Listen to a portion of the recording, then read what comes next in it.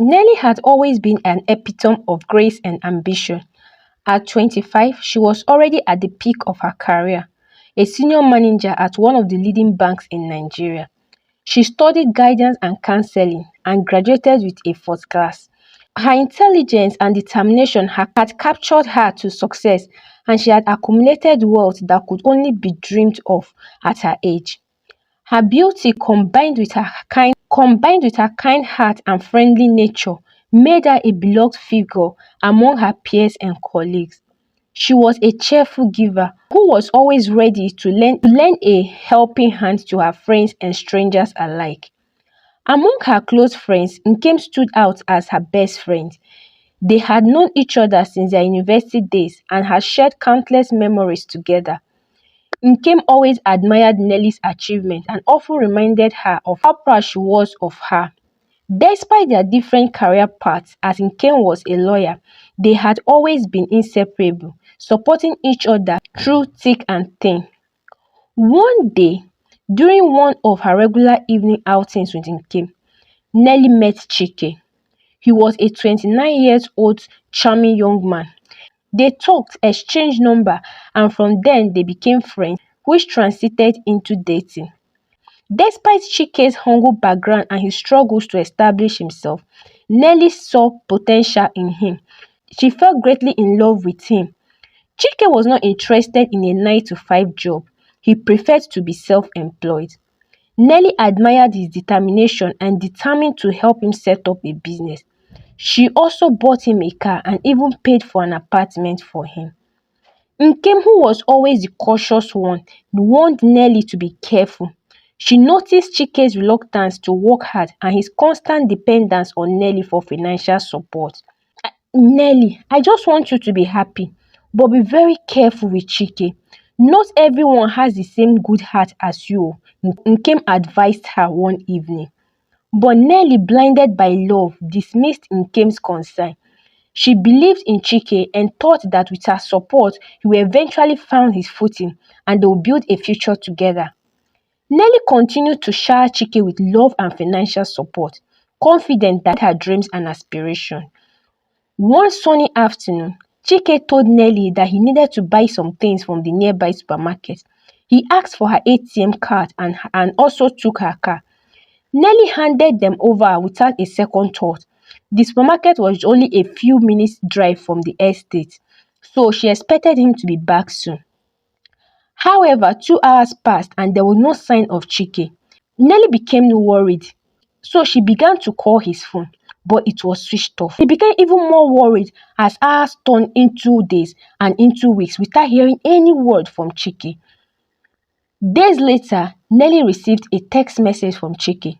Her hands trembled as she read the words that shattered her heart into pieces.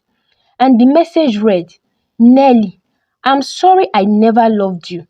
I was only with you for your money. Don't bother looking for me as I am already out of the country.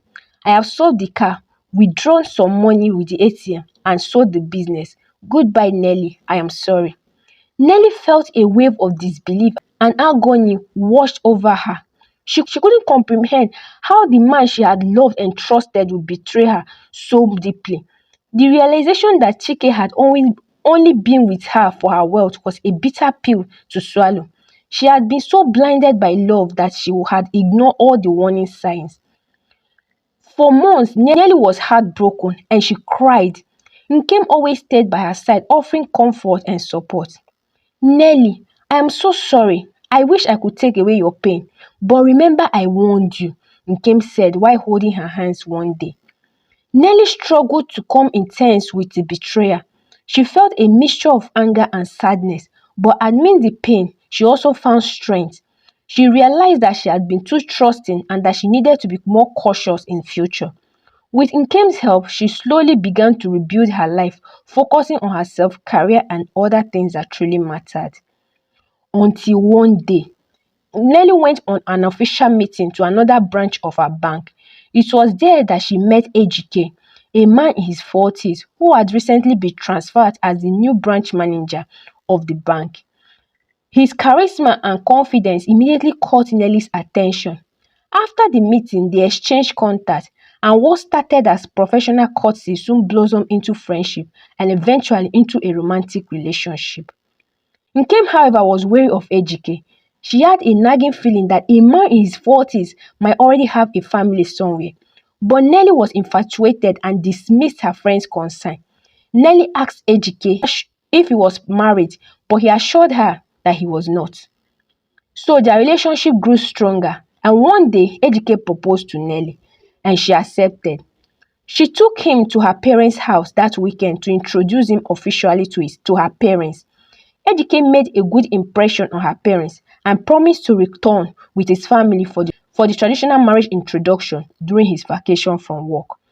However, 3 months passed and there was no mention of wedding preparation from Ejike.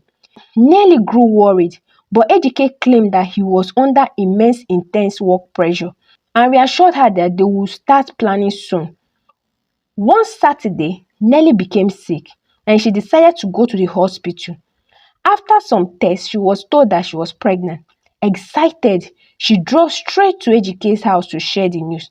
Ejike appeared thrilled at the prospect of becoming a father. But as days turned into weeks, Ejike's behavior began to change until one afternoon. So one Sunday afternoon, he visited Nelly and they spent the afternoon talking over wine. When Nelly went to use the bathroom, Ejike laced her drink. When she returned, she continued drinking it without suspicion. Suddenly, Ejike then claimed that he had an urgent matter to attend to and he left hurriedly. Minutes after he left, Nelly started experiencing severe abdominal pain and began to bleed profusely. She tried calling Ejike, but he didn't answer. Then she decided to call Nkem, who rushed her to the hospital. An ultrasound was done and it was discovered that she had ruptured uterus. The doctors quickly wheeled Nelly into emergency room for surgery. Nkem was scared, pacing around the hospital and praying fervently for Nelly's recovery. Hours later, the doctors emerged with a grin of expression. He informed Nkem that Nelly's drink had been laced to terminate her pregnancy and that the damage was so severe that she had lost one of her fallopian tubes. Nkem was devastated and felt immense anger towards Ejike. Throughout Nelly's recovery, Ejike was nowhere to be found. He neither visited nor called. When Nelly was finally well enough to return to work, she discovered that Ejike had left the branch without any notice. She was shattered. A few days later, she received a text from Ejike. In it, he confessed that he was indeed a married man with children and had only wanted her as a temporary partner. He said that he was sorry for everything, but he felt he had no other choice but to do what he did. Nelly's world crumbled, heartbroken and betrayed. She couldn't understand how she trusted so much and being betrayed again. Nkem gave her a shoulder to lean on, and she supported her throughout her grief and anger. Determined to uncover the truth, Nelly hired a professional investigator to find out everything about Ejike. And weeks later, the investigator returned with detailed information about Ejike's life. He lived in an elite community called Ija. He had indeed been married for over a decade and he had 3 children. It was also revealed that Ejike had a history of deceit, having been involved with other women in similar ways. Armed with this information, she carefully planned her revenge, and after months of planning, she resigned from her job and moved to Ija, the community where Ejike's wife lived. She had a single mission, and that is to avenge on the man and also to destroy every happy marriage in that community and beyond. Before moving there, Nelly did her findings about the community. From her findings, the community is mainly inhabited by the elite, such as the politicians, top businessmen, top bankers, and the likes. Most of these men hardly stay at home due to their work schedule, and the wives were mainly stay-at-home wives and mothers. Amongst them was Ejike's wife called Chioma. So when Nelly got to the community, she opened a spa and a fitness center. The name of her fitness center and spa was called Nelly's Fitness Center and Spa. With the state-of-the-art equipment, in the facility they have the gym section, beauty section, and spa. Also, she created a VIP section called the VIP only. The services offered in that VIP section include everything offered in the regular section, plus therapy, networking, and special services, as she termed it. Nelly was in charge of the therapy section since she studied guidance and counseling in school. To enjoy the VIP sections, you have to pay 500,000 monthly subscription. Nelly also bought her residential house inside the community, and she was added to the community WhatsApp group.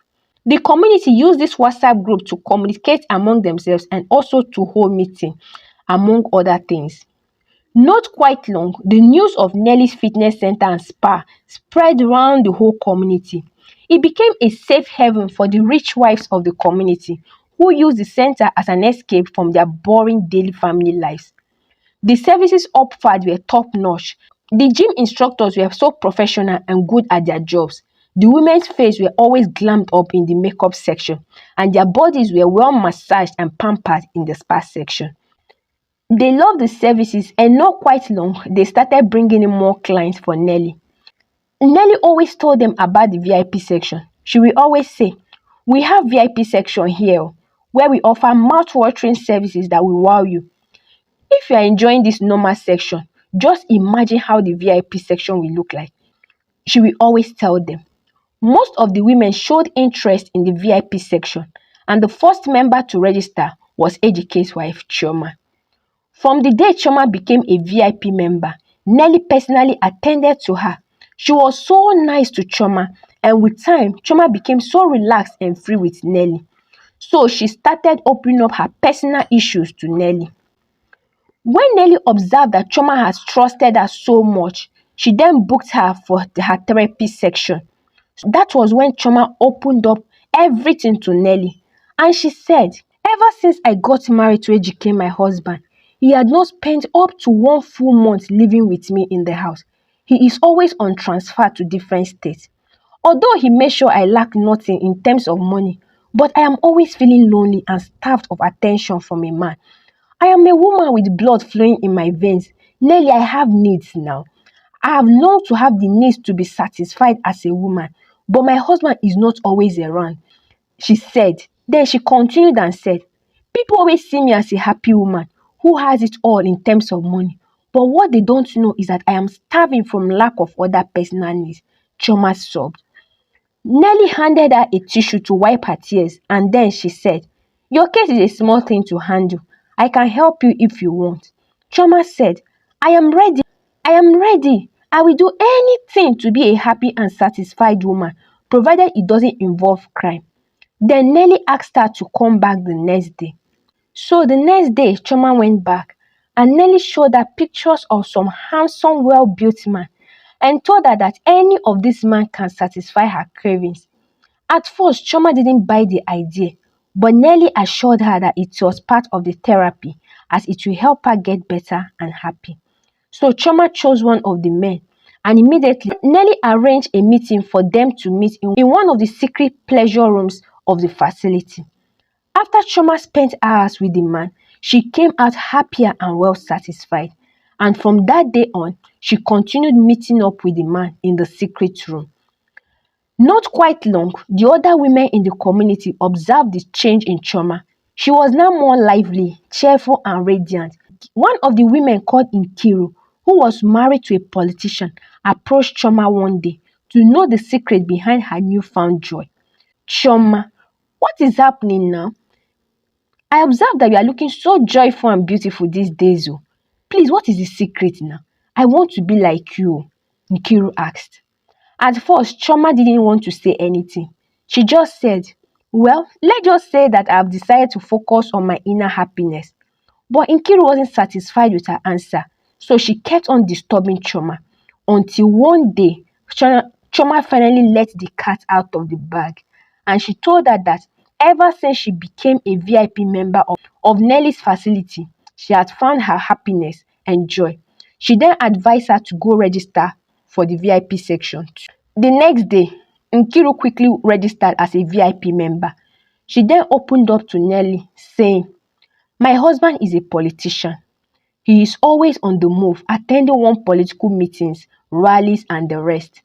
The painful aspect is that he goes with his side chicks leaving me bored and dry at home. I am so tired of this lifestyle, she cried. As usual, Nelly handed her a tissue to wipe her tears. Then Nelly said, I have a mission in this world, and the mission is to teach men that it is not only them that can enjoy all the pleasures of this world. Don't worry, I will show you how to be happy and enjoy yourself. She then gave Nkiru the same solution that she gave Choma, which Nkiru quickly grabbed the offer. So with Choma and Nkiru as members of the VIP section, the number of registered women in the section increased within months as they brought in more bored and lonely women into the membership. One night, Nelly placed a call to one of the men offering the companionship services to the women. The man's name was Nedu. Then Nelly said, Hello Nedu, how are you? Nedu said, Mama, I am fine.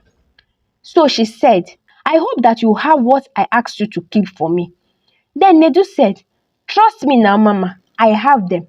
In fact, every day we meet up, I keep them. She said, Good. Please ensure that the other boys are keeping theirs too. In fact, let me call them myself. Then Nedu said, Mama, don't worry yourself. We won't disappoint you. Whenever you need them, we'll get all of them for you. She said. Then Nelly said, Good boy, I trust you. So she hung up the phone.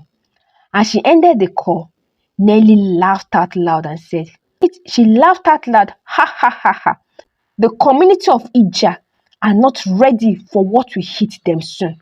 Then she continued laughing while she sipped her wine. So guys, what do you think Nelly is up to? What do you think Nelly was asking Nedu about? And how do you think Nelly will shock the community of Ija? We will get to find out in the next episode. So guys, if you watched to this extent, thank you so much for watching. I hope you enjoyed the story. Please, if you've watched to this extent and you've not subscribed, please, what are you waiting for? Kindly support my channel. Help this my baby channel to grow by subscribing. Please remember to drop your comments, like and share the story. Please don't go without subscribing. I beg you. Thank you for supporting my channel. Till our next episode. Bye bye and God bless.